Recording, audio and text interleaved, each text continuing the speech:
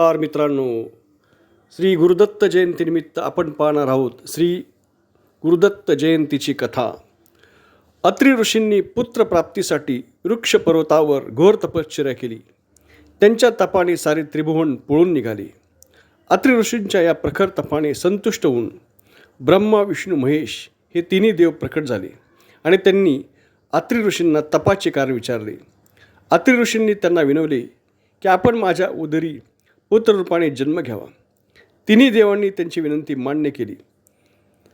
देवांच्या आशीर्वादाने अनुक्रमे ब्रह्मापासून सोम म्हणजे चंद्र, विष्णूपासून दत्त आणि शिवापासून दुर्वास हे 3 पुत्र अनुसया मातेच्या उदरी जन्म आले.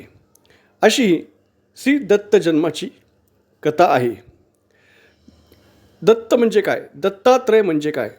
दत्त आणि आत्रेय या दोन्ही शब्दांचा मिलाप म्हणजे दत्तात्रय होय.